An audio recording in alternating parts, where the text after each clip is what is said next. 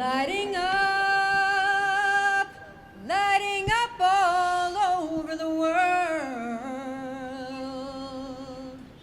lighting up every boy and every girl. There will be no shadows, there will be no shadows when the flames start to curl, 'cause we'll be lighting up the world.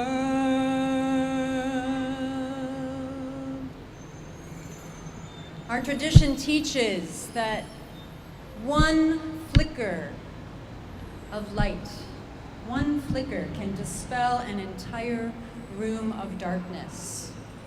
So we gotta light up the world, everybody. You're gonna help me. Well, we're lighting up all over the world, lighting up every boy and every girl. There will be no shadows when the flames start to curl. We'll be lighting up the world. We'll be lighting up the world. We're gonna light up the trees and light up the birds, light up the letters and light up the words. Well, we'll light up the desert and light up the town, light up the evening when the sun goes down. We'll be lighting up all over the world, lighting up every boy and every girl. There will be no shadows when the flames start to curl. We'll be lighting up the world. We'll light up the minutes, years, light up the years, light up the darkness, depression and fears. We're gonna light up the oil and light up the gas, light up the future and light up the past.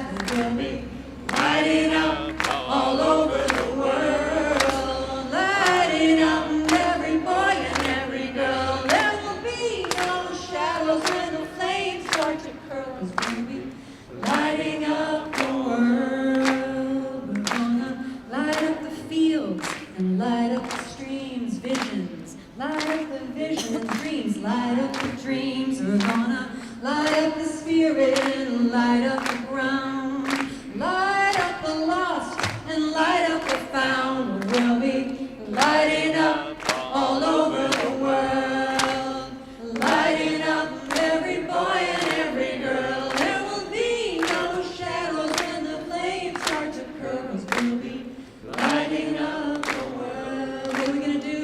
We'll be lighting up the world. What are we doing now?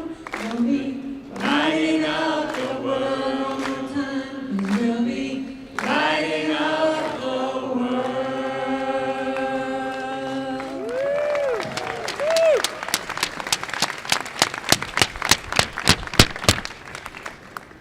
That was Cantor Lisa B. Siegel, and thanks for joining her and helping us all light up the world.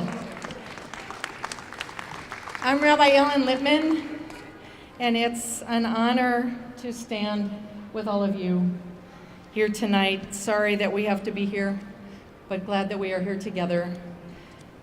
I want to tell you a short story. Lehman Spiegelberg was one of 5 brothers from Germany who came to this country in the early 1850s.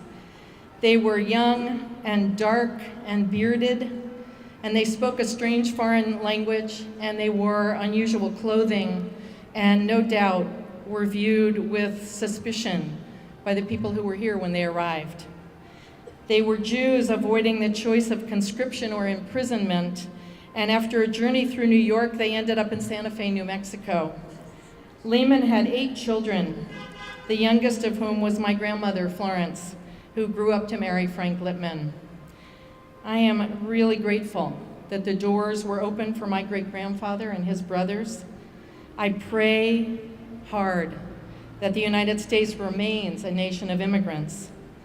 I am deeply, deeply offended and sorry that the United States remains a racist nation built in so many ways on the backs of African slaves. And right now, I am horrified that the generously open doors that once called, "Give me your tired, your poor," are shut in the face of Syrian and other refugees. And I am so sad and angry that the poisonous U.S. combination of racism and fear and hatred lands most heavily now on the heads and shoulders and bodies and spirits of Muslims who are trying to do what my great-grandfather did, make a new life in a new land, or do what I can do, see myself as a full-fledged American. That's why I'm here, and it is some version of the story of why many of us are here. We cannot allow voices that stoke the fire of fear and hatred to hold sway. So we have to raise our voices over and over if we have to. And we Jews find in Hanukkah's message the urgency and the fire and the light that we need to speak out. Christians and Muslims who are here find that urgency in your stories and your holidays. And we Jews are so glad that we are all here tonight to light our Hanukkah lights together, shedding light that will disallow the festering of hate in dark corners. Planning an evening like this takes a lot of people. I am most grateful to the Refugee Task Force at Kolot Chayenu, headed by Adam Jacobs and Tabitha St. Bernard. And Adam's here along with other members of the task force and of Kolot Chayenu. And I cannot imagine having planned this in such a short time without the incredible support of the Borough President Eric Adams and his office, and specifically the tireless Pastor Guilford Monrose of the Office of Faith-Based and Clergy Initiatives. Pastor Monrose had an emergency and he's going to be here just a little bit later. The Borough President unfortunately had to be away. I want to thank our other co-sponsors. Brooklyn Borough President, the Arab American Association of New York, and Linda Sarsour will be here shortly. Brooklyn for Peace, and I see some of you out there. City Council Member Brad Lander, and I'm so glad to be joined by Assembly Member Joanne Simon as well. Congregation Beth Elohim, Faith in New York, Good Shepherd Lutheran Church, Jews Against Islamophobia, Jews for Racial and Economic Justice, the Lafayette Avenue Presbyterian Church, the Muslim Community Network, Trua, the Rabbinic Call for Human Rights, and Union Temple. And I want to call out the religious leaders that are here, as far as I can tell, or have them listed. Huh? No co-sponsors. The religious leaders that are here. Rabbis Matt Carl, Carrie Carter, Linda Henry Goodman, you can wave your hands, Rachel Grant Meyer, Heidi Hoover, Serge Lipp, Rachel Timoner, Seth Wax, Sam Weintraub, and Simcha Weintraub. I saw Rabbi Regina Sandler Phillips, and I think I saw Rabbi Valerie Lieber, and there may be others. Reverend Ernest Jones, Reverend Gil Monrose will be here, the Reverend David Ramarim, others. Muslim leaders that I have listed, Debbie Almantasser, Sheikh Samir Al-Ra'i, who's going to speak shortly, Linda Sarsour, these three people from the Arab American Family Support Center, Shumi Akhtar, Ahmad Mohammed, and Hizam Wahib. I hope I've pronounced those all right. And now I am really honored to welcome Sheikh Samir Al-Ra'i from Baruch College, who will offer our opening prayer and bring to us the heart that he brings from his native Syria. Thank you. Good evening, everyone. Thank you for coming in such beautiful night and beautiful light around us. As a Syrian, as an American, as an Arab, as an Imam, as a Sheikh, I'm very delighted to be here with all of you to share all of us the message of love, the message of knowing each other, the message to act all of us as we belong to one great father, Adam and Eve. And on that aspect, I came here to show my support and my love for everybody who's here came for that particular reason. At the same time, we stand together against those who speak the language of ignorance and hatred and division New York City in particular, one of the greatest cities in the world, based on the diversity of different immigrants who came from every part of the world. And that what makes New York City so special and so unique and so strong and so powerful and so influential. So we like to hear, we like to keep here New York as a model for the rest of the world. As far as I came from Syria a long time ago here, and we hear about ISIS in the news. Unfortunately, there are some people right now here just to accommodate their political agenda. They do something. To me, it's the same message of ISIS, the message of hatred, the message of disliking other people. So either my way or the highway. We are here against all of that. And my inspiration of that, the Holy Quran, our holy books, when asked us a question, وَلَا يَسْتَوِي الْأَعْمَى وَلَا الْبَصِيرُ. Those who are blind, and blindness, not only the blindness of the vision, sometimes the blindness of the heart and the mind and understanding. Those who are blind in their understanding are not equal to those who have vision and they can see the reality. Another verse, giving to all humanity, God says in the Holy Quran, يا أيها الناس إنا خلقناكم من ذكر وأنثى وجعلناكم شعوبا وقبائل لتعارفوا إن أكرمكم عند الله أتقاكم إن الله عليم خبير. I translate that and I end with it. O mankind, Muslim, non-Muslim, Jewish, Christian, American, New Yorker, politician, layman, everybody, we came from the Creator. Indeed, we created all of you from one male and female, Adam and Eve. For what reason? We made you tribes and nation in order to know each other, in order to exchange experience, goodness, equality, justice. At the end of all of that, the most righteous one, we talk about righteousness and goodness, who's better, who's superior. In the eye of God, God said, Inna akramakum, the most noble one, the most who's elevated in the eyes of God, the one who has the best righteousness and goodness to the humanities. God aware of that. And I say that, to make it very short, I'm very thankful to the Rabbi to invited me here and all my fellow clergy here from Jewish faith, Christian faith, any other faith. We stand here together to deliver the message of love, to welcome those refugees who already are suffering over there. They want to survive, that's it. Nothing to do with ISIS or criminal behavior or terrorist behavior. They want to flee for their life. Myself, being from Syria, I know personally more than 100 people already dead because of the conflict. And I know thousands of people, I know millions of people have no place to go, no food, no winter. My sister called me yesterday on the WhatsApp. She said they have no water for 15 days. They have no fuel for heat. And here, we claim we are the greatest city, greatest nation, and some of us, because of blindness of the heart and the mind, they want to stop the door to receive other people. They forget where they came from self. They came as a refugee from their country. Maybe not now, maybe 20 years ago, 30 years ago. And that what makes your city great city. May God bless you all. May God bless this gathering and make all of us one big strong family. We share our love, our diversity to make us stronger, not to divide us and make us separated and weaker. May God bless you all. Thank you very much. I welcome you. Thank you.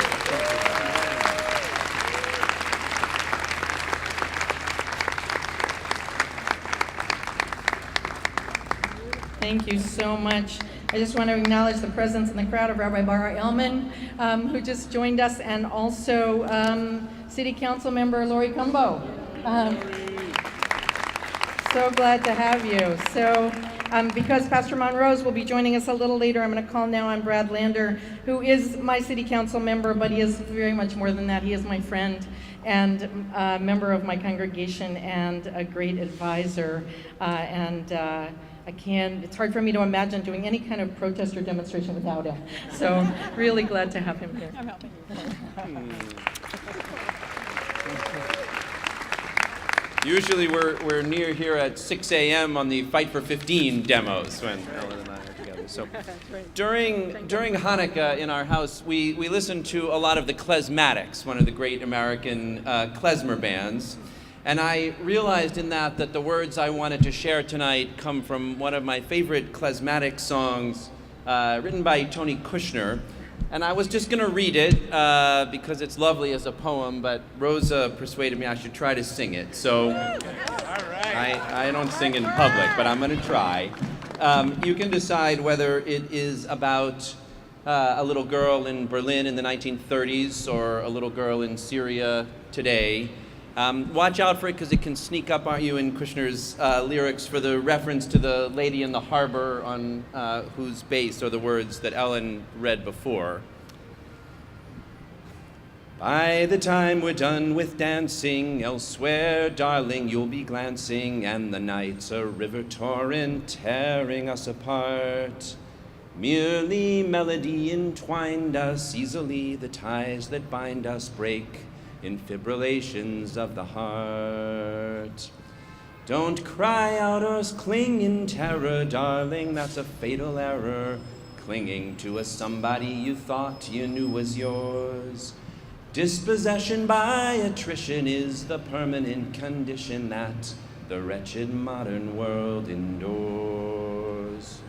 You drift away, you're carried by a stream, refugee or wanderer you roam. You lose your way, so it will come to seem no place in particular is home. You glance away, your house has disappeared, the sweater you've been knitting has unfurled. You live adrift, and everything you feared comes to you in this undoing world. Copper-plated, nailed together, buffeted by ocean weather, stands the Queen of Exiles, and our mother she may be. Hollow-breasted, broken-hearted, watching for her dear departed, for her children cast upon the sea. At her back the great idyllic land of justice for exilic people ponders building walls and blaming those who flee. Darling, never dream another woman might have been your mother, for you too have been a refugee. A refugee who's running from the wars, hiding from the firebombs they've hurled. Eternally a stranger out of doors, desperate in this undoing world. Mother, for your derelicted children from your womb evicted, grant us shelter, harbor, solace, safety. Let us in. Let us tell you where we've traveled, how our hopes, our lives unraveled, how unwelcome everywhere we've been.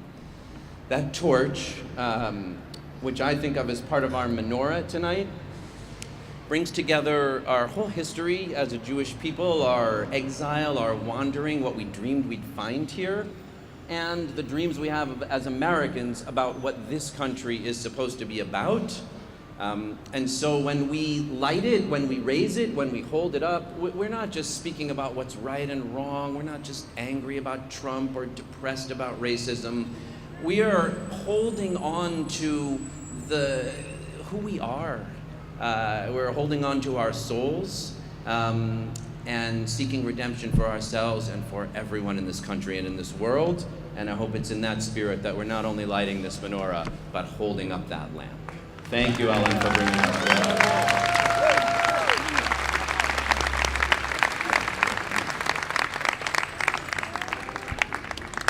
I'm really happy to greet and have you all greet Rabbi Rachel Grant Meyer from HIAS. None of us, at least in the Jewish community, could do the work we are doing about refugees if we didn't have the support and the presence of HIAS in our lives. They give us resources, they give us information, they keep the fight alive day after day and week after week and month after month in testimony in Congress, in speaking out in the world, in presenting information to all of us. And somehow at the same moment they have hired some of the best rabbis in New York. So Rabbi Rachel Grant Meyer is here, the Director of Education for HIAS, and she's going to educate us briefly.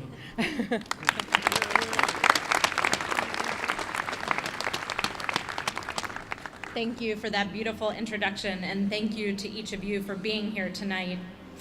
Judaism's most central text, the Torah, is crystal clear when it comes to how it says that we are to treat the stranger. The Torah doesn't say that we are to shun the stranger, and it doesn't even say that we are to tolerate the stranger. What the Torah says is that we are to love the stranger. And how does it say that we are to love the stranger? The Torah says, "Ve'ahavta l'reacha kamocha." Love the other as you would love yourself. Not love the other when it's convenient for you, not love the other at arm's length. Love the other as you would love yourself. Want for the other what you would want for yourself. Many have asked, though, how can you legislate love, and what would that love even look like?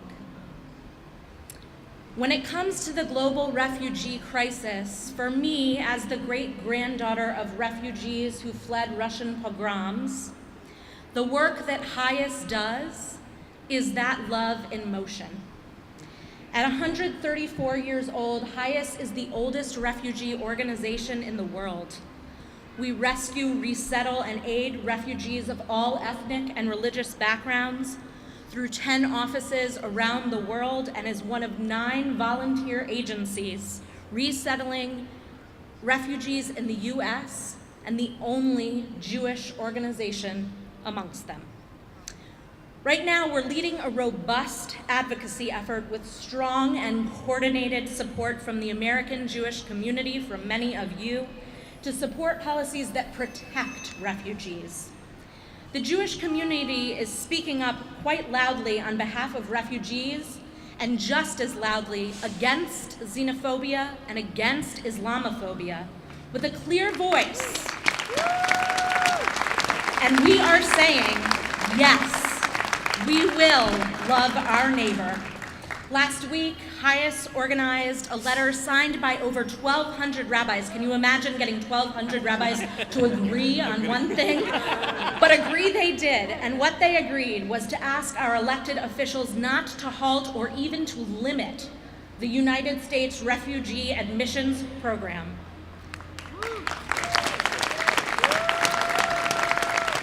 And it's not just HIAS. Jewish organizations of all kinds across the spectrum of Judaism are issuing statements in support of refugees.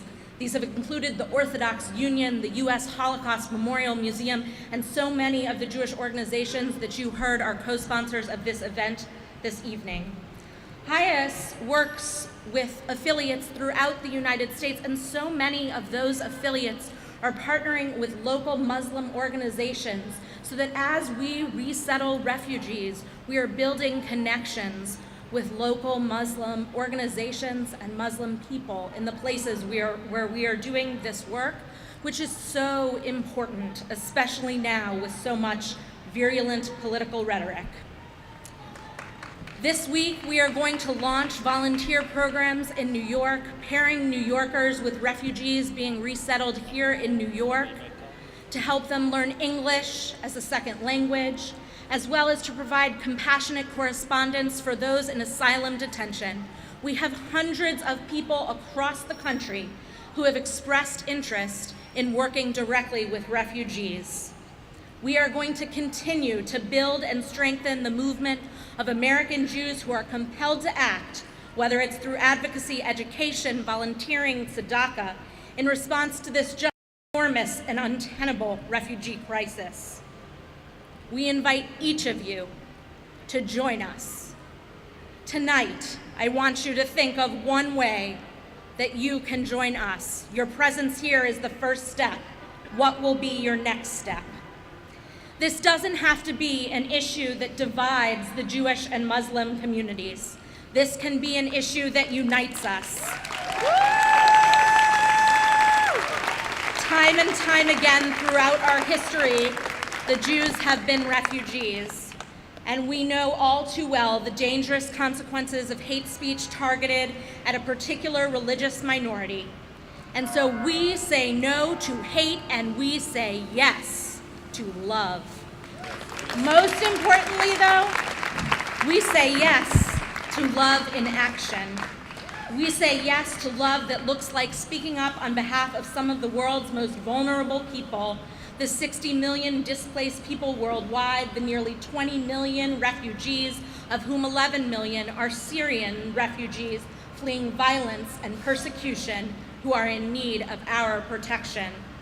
We say yes to love that looks like asking our national and local leaders to advocate for the dignity and protection of contemporary refugees, because our history and our values demand that we do.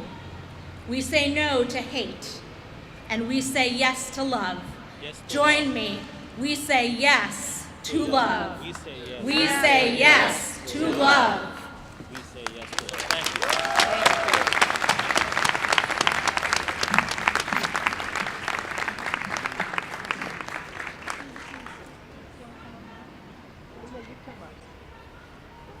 So we are very honored that Pastor Guilford Monrose has made his way here after having had an emergency. If you don't know Pastor Monrose from the Office of Faith-Based Initiatives and Clergy of the Borough President's Office, you have missed something wonderful and now you have a chance. And as I said earlier, now I can say with him listening, we could not have done this without him. Obviously, look where we're standing and look at all of the possibilities that we have, but also we have been on text and phone and email every day, except Shabbat, for many days, and his presence is just invaluable. We're so glad to hear from him. I'm taking a selfie. Good evening, Brooklyn. Coming out of service today, and again, I want to, say good evening on behalf of Borough President Eric Adams, who again is a far place over the world in Turkey, doing the type of work that is so necessary and needed.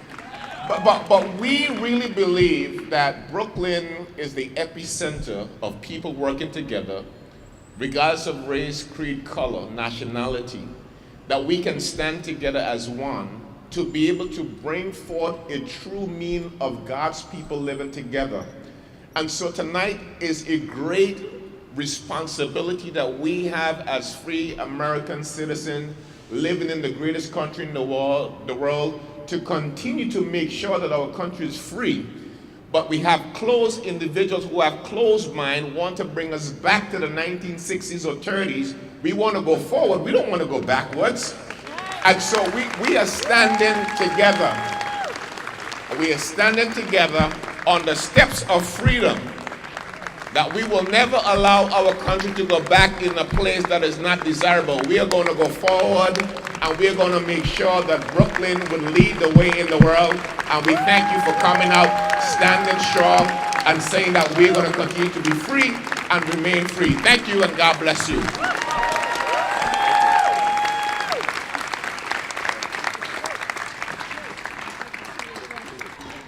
I have stood with Linda Sarsour of the Arab American Association of New York on many different platforms and many different places, most recently at the beautiful event that honored the 25th anniversary of Jews for Racial and Economic Justice, where she taught us how to be an ally. So Linda, really, we're here because we want to be an ally. You taught us how to do it. We're trying to do it. We're here to stand with you and with all of the Muslims who are in danger of attack at any moment in our country as we try to push through to the forward, to the hope, to the possibility. Since we have some friends who have a somewhat different message, a couple of us are going to stand next to you just to be allies with you while you speak.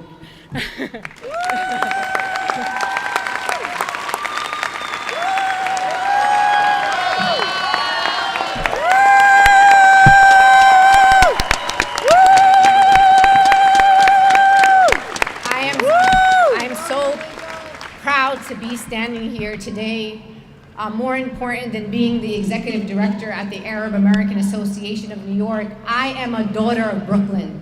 I'm born and raised in Brooklyn, and I'm so proud of my Brooklyn heritage. Brooklyn looks like me, Brooklyn looks like Lori Cumbo, and Brooklyn looks like Rabbi Ellen Lippman. Rabbi Ellen Lippman talked about trying to be an ally, but some of my best friends, some of my best allies are from the Jewish community. They have stood by us through thick and thin. They have been our friends, and they have been there, always. You are our hope. You are the hope for the Muslim community. When I hear hate outside, I say I'm proud to live in Brooklyn because my Brooklyn doesn't stand for hate. My Brooklyn stands for everybody. I'm gonna ask you to do something very simple. While we live in the best borough, for me personally, I'll get to this campaign one day, in the best city in the world, and I mean Brooklyn when I say city. Unfortunately, there are a few people in Brooklyn who will unfortunately engage in hate. There have been recent hate crimes right here in this borough. Most recently, a young Muslim college student waiting for the bus in my own neighborhood in Bay Ridge, kicked on a bus stop. A deli owner in Astoria beaten with black eyes. Deli owners slapped and windows smashed in a deli in Manhattan. We can't have this in this city. We can't accept this in this city, not against Muslims and not against anybody else. We have young people, young women that look like me that are having conversations about whether they should wear their hijab, whether they should walk around their own city looking like me, covering their hair. That should not be a question that a young Muslim woman should have in the United States of America, in the land of religious freedom.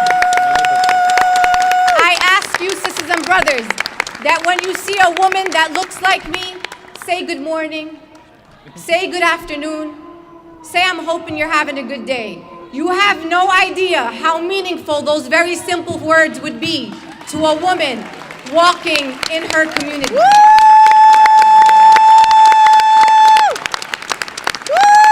Myself and other Muslims will continue to be unapologetically Muslim in this city. We will continue to stand up for the rights of our community, but we can't do it alone. Donald Trump is only the shadow of the elephant. He is not the elephant himself. It's the people who cheer an American fascist are the people who scare me. It ain't Donald Trump himself. And we, sisters and brothers, have to be louder than those who want to divide us. So I'm expecting you.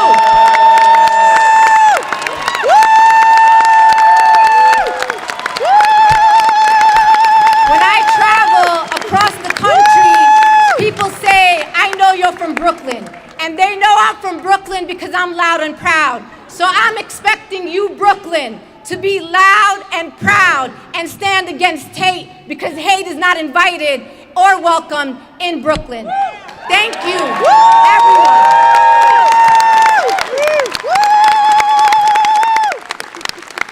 Thank you for being here today, for showing the rest of the world what Brooklyn's all about. And I want to remind you that when we talk about Islam and Muslims, you live in a borough where more than 1/3 of American Muslims are African American.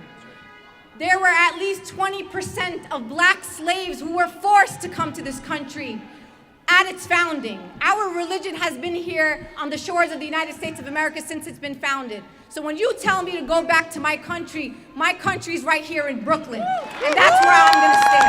Thank you, everyone. And for my Jewish sisters and brothers, I wish you a very happy Hanukkah. I thank you for standing with our community because you know the pain and the trauma that our community is going through. And for every candle that you light on these days of Hanukkah, may they bring us more closer. May every light shine brighter for peace and justice for all. Thank you.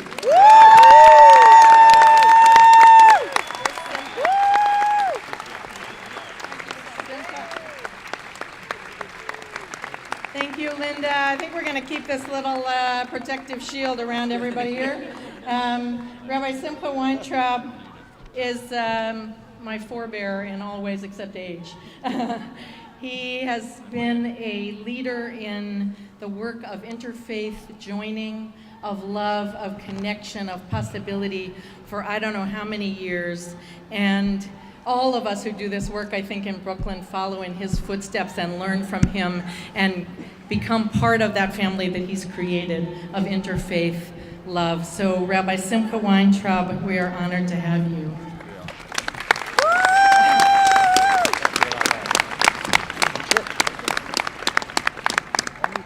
So, thank you very much.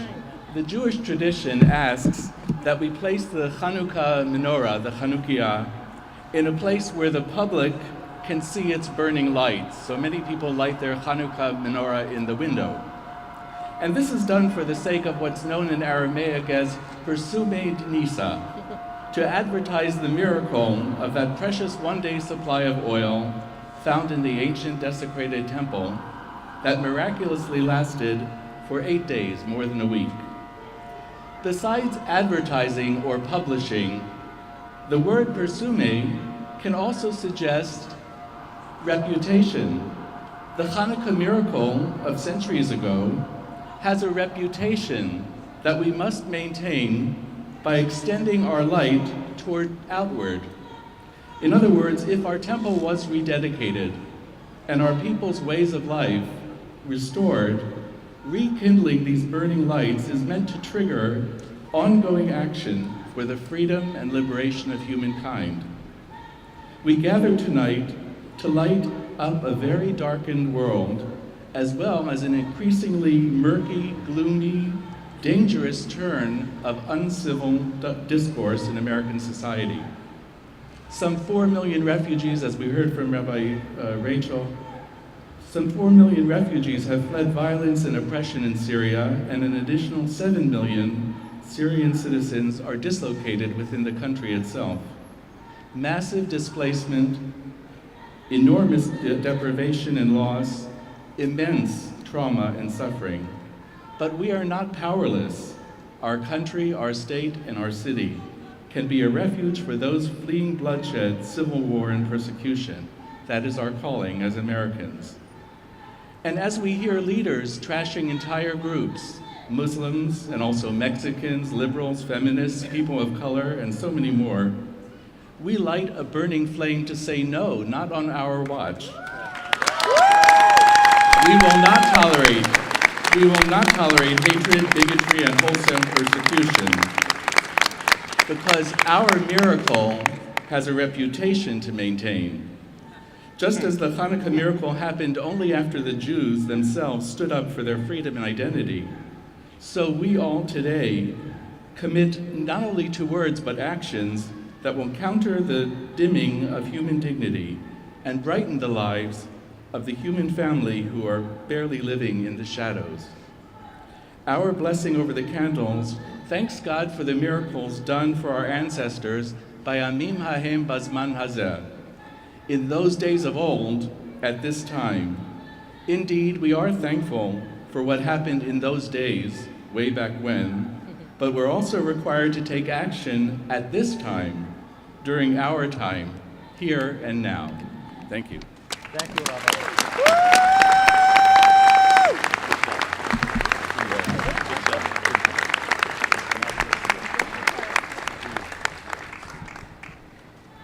The Reverend David Reimerheim is actually a member of Linda's family in her neighborhood of Bay Ridge, I think, and has been an activist on so many fronts for a long time out of the Good Shepherd Lutheran Church. And he and I have certainly connected, as he has connected with so many people that are standing here over time on all kinds of issues of deep import, and perhaps none more than this now and for a long time. So, the Rabbi David Reimerheim. Rabbi David Reimerheim. Thank you. Amen. That's beautiful. Thank you, Ellen, for that upgrade. We as people of faith have to go deep into our roots to remember who we are so that we could tell other people who forgot who they are what they are and whose they are. And in my tradition, I remember who I am because of the great prophet teacher Dietrich Bonhoeffer, who confronted the Nazism of Germany during a horrendous time. His spirit looked at our sacred text and our power of justice in speaking truth to power. Then I lean into other teachers, one from Union Seminary, Kusaki Koyama. Isn't that a great name? Kusaki Koyama. I love it. Japanese, trained in Christianity through the lens of a Buddhist in Thailand, and entered the United States and taught sacred scripture as a Christian. He taught me something that we're here for, and that is a beautiful word that we need to pass on to our children, neighborology. The thinking about how to be a good neighbor. And when we can't hear it, we have to speak the truth to that power. Now, when we were raised as kids, there was a lie that we were trained at. And the lie comes with this little story. Sticks and stones will break my bones, but words will never hurt me. Anybody hear that? Yeah, late 19th century, probably earlier. It's a lie. Words hurt. And they hurt you and your body. They hurt in the bodies of other people, and they make serious damage. And it eventually harms society. So watch the words that you use and pass the good words to your neighbor. That's right. We have two mentors in my tradition. One was the mentor of Yeshua, who later was known as Jesus. His mentor was Hillel, died about 10 years before Yeshua was born. Both had a good, positive gift to give the other, which was, how do we treat one another? I believe the Hillel's goes like this. What is hateful to you, do not do to your fellows. This is the whole instruction, the whole Torah. The rest is explanation, go and learn. And then Yeshua, he kind of picked up on that. And he said, do unto others as you would have them do unto you.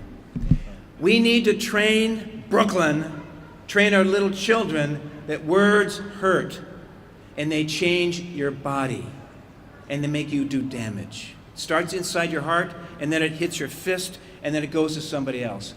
Think about our training, people. Be a good neighbor. Thank you for the privilege of being here.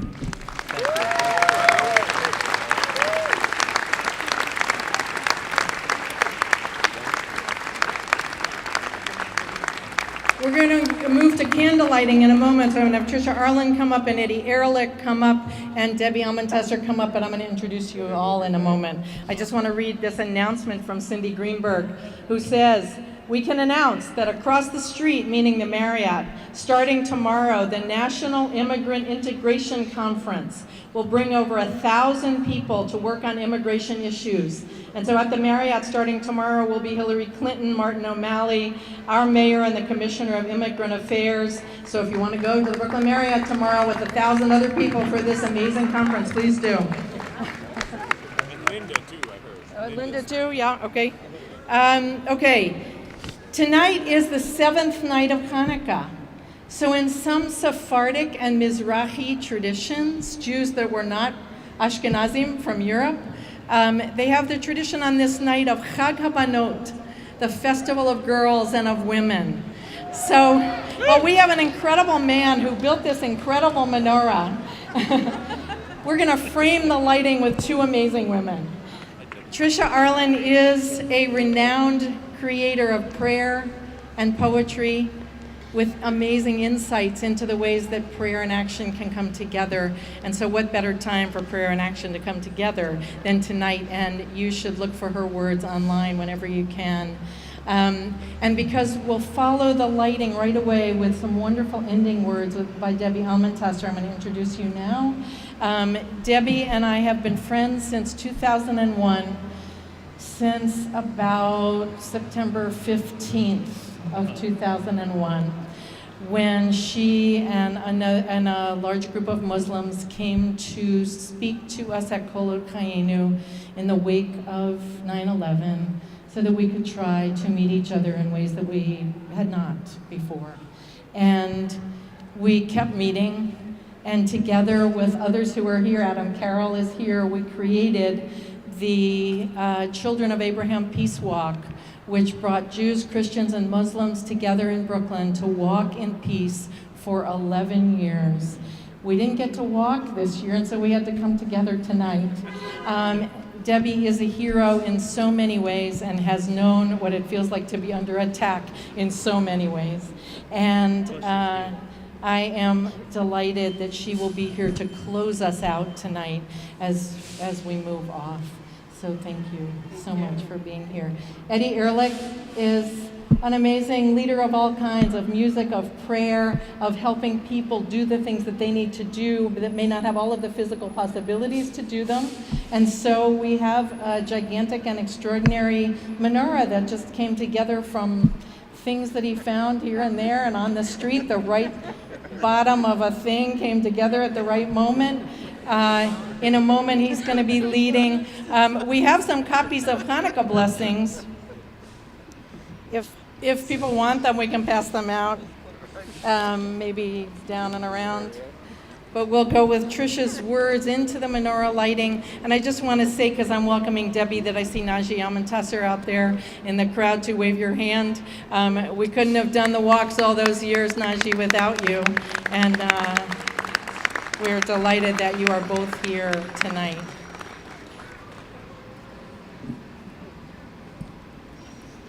Blessed source of life and light, we give thanks for the ones who offer prayers.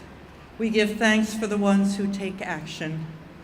We cannot heal the world without both.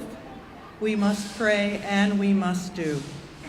When so many people are lost in darkness, we light these candles and say the blessings and pray for those who have been injured or killed or raped or persecuted, and pray for those who are worried and homeless and hungry and frightened, and pray for those who are lost to themselves.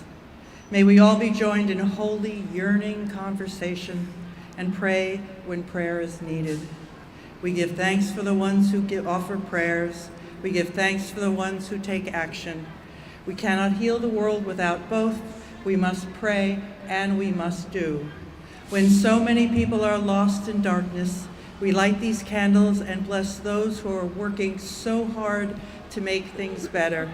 May we join with the stubborn of all places and religions and races who, when times are hard, refuse to disappear.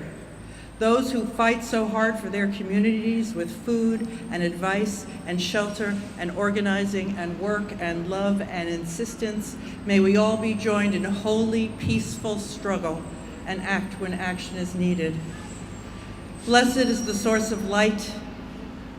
Maybe we are lost in the darkness, but maybe we are holy with the obligation to speak goodness and do good as we light the Hanukkah candles. And let us say, Amen.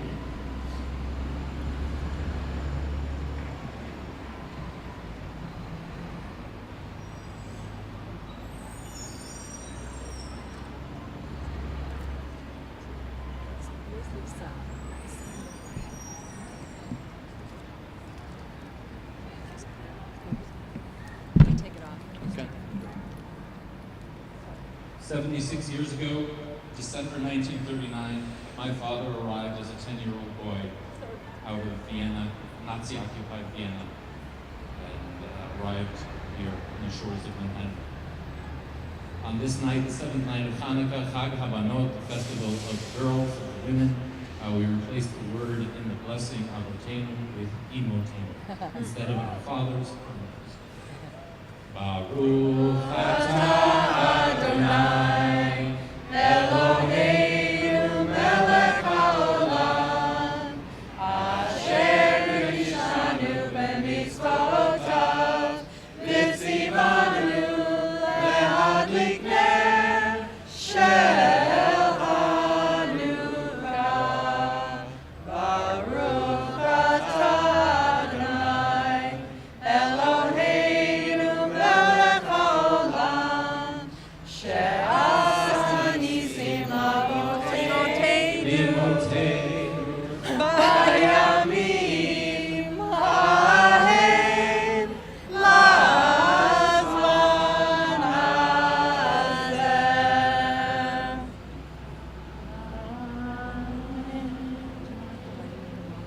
No, I won't. That other blessing, do you have it in your hand?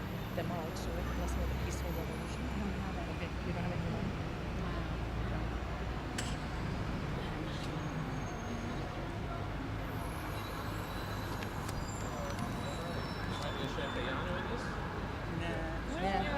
Let's do it. Rabbis.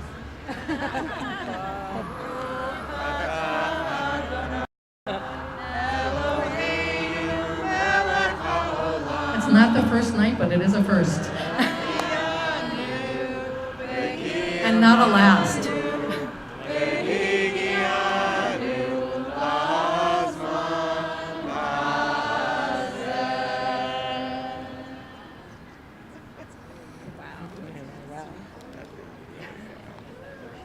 We better make sure it's Maybe you should stand right here.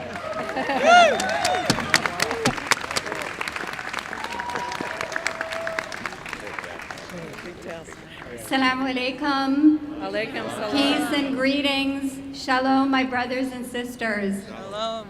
It is truly an honor and privilege to stand with you at this 7th night of Hanukkah. Last night I had the extraordinary opportunity to be at Beit Simchat Torah with Rabbi Sharon Kleinbaum, lighting the 6th night candle. What an extraordinary opportunity and privilege for a Muslim to be in a synagogue lighting a candle that was dedicated last night for religious freedom. A freedom that this country was built on for each and every person, whether they want to believe or not believe in any deity. I was so moved by the service, the songs, the praises to God, which are so much similar to those that we do in the Muslim community. It was a very long week for me and Muslim Americans and Muslims across the world this past week and the weeks before. As my fellow Muslim member and colleague Linda mentioned, the hate crimes are unbearable. Just alone in the couple of weeks, there have been 17 in total. It's very sad and it's very hurtful to all of us to learn of this. And it just makes me think of what do we have to do to heal this world? And every time that I fall into despair, there is one thing that I do, which I know each and every one of us does, and that is to go to their spiritual entity and look for guidance. And I thought about the times when the Prophet Muhammad faced a great deal of struggle and persecution. And I use his life as an example to help me deal with those issues and to help others in my community deal with those issues. And one very issue that he dealt with, which I always look back at because of the backlash and the discrimination and the bigotry that we face in the times of Islamophobia, the story which is most touching to me and millions of Muslims is of the time of the Prophet Muhammad, where every day he would open his door and find trash in front of his door. He found it on a daily basis, and he knew it was a woman who left it there. It angered his neighbors and his followers, and he said it's okay. Every morning he cleaned it up. And then one morning he woke up and didn't find the trash in his doorway. And he wondered what had happened to the woman who did this. Members in his community said, well, good riddance. You don't have to worry about that again. And the Prophet Muhammad said, no, I'm concerned about this woman. Can someone please find out where she lives? They found out where she lived, and the Prophet Muhammad went to visit her. When he went there, he found out that she was very ill. The woman greeted him with shame and despair and embarrassment and didn't know what to say to him. And the Prophet Muhammad simply said to her, please do not worry about what has happened in the past. Think about what is happening today. Your health is the most important thing today. And I'm here to wish you good health. And I hope that you will be well soon and that your family will always be here with you. So today, my brothers and sisters, you're my family. You are the family of the American Muslims of Brooklyn. You are the family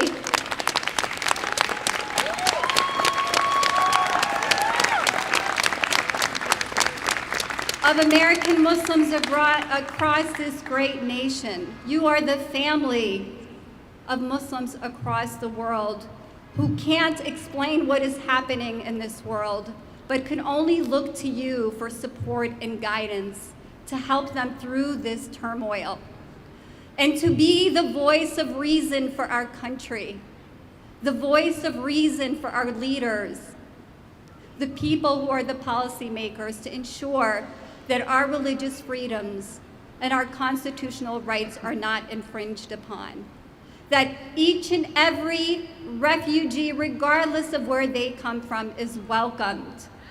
Brooklyn is home to them. New York City is home to them, and the 51 states of this country is home to them. Let us not forget that one day we too were immigrants and were refugees who came for a better life. I will never forget the day that I landed in upstate New York and encountering snow as the very first thing that I could possibly acquaint myself with this country. Yes, snow, which I thought was sugar. But I will never forget that day, because it was the opportunity for my father to raise his 8 children and make sure they all were well fed and clothed and had a good education. And this is what every family wants for their children, whether you're black, white, green, yellow, every ethnic, racial, religious background, just a place to live and have security. And that's all everyone seeks, and that's all we pray for. So I'd like to close with a prayer that helps me every day. And when I wake and hear the negative things that we always hear day and day in the media, it's verses like this that help me. So I'm going to read it in Arabic because it's just much more beautiful than it is in English, and I will give you the translation. بسم الله الرحمن الرحيم والضحى والليل إذا سجى وما ودعك ربك وما قلى وللآخرة خير لك من الأولى ولسوف يعطيك ربك فترضى ألم يجدك يتيما فآوى ووجدك ضالا فهدى ووجدك عائلا فأغنى فأما اليتيم فلا تقهر وأما السائل فلا تنهر وأما بنعمة ربك فحدث. Now I'll read the translation. I'm working on my recitation, by the way. I want to be just as good as the men. It's the night of women. Laughter is really good, really good. In the name of the most gracious, the most beneficent, by the morning brightness and by the night when it covers with darkness, your Lord has not taken leave of you, nor has he detested. And the hereafter is better for you than the first. And your Lord is going to give you, and you will be satisfied. Did he not find you an orphan and give you refuge? And did he found you lost, and he guided you? And he found you poor, and he made you self-sufficient. So as for the orphan, do not oppress. And for the petitioner, do not repel. But as for the favor of your Lord, report. Thank you. May God bless you on this evening. May he protect us, our city, our state, our country. May he bind our hearts and make us one to worship him and to be together forever in peace and harmony. Thank you.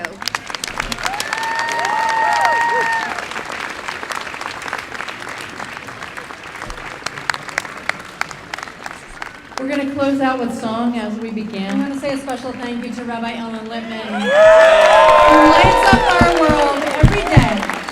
Your words and your actions. Thank you so much. And we'll be lighting up all over the world, lighting up every boy and every girl. There will be no shadows when the flames start to grow.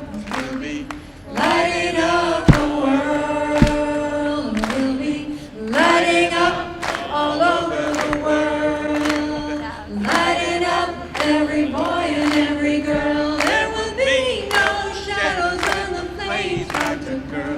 We'll be lighting up the world. We'll be lighting up the world. We'll be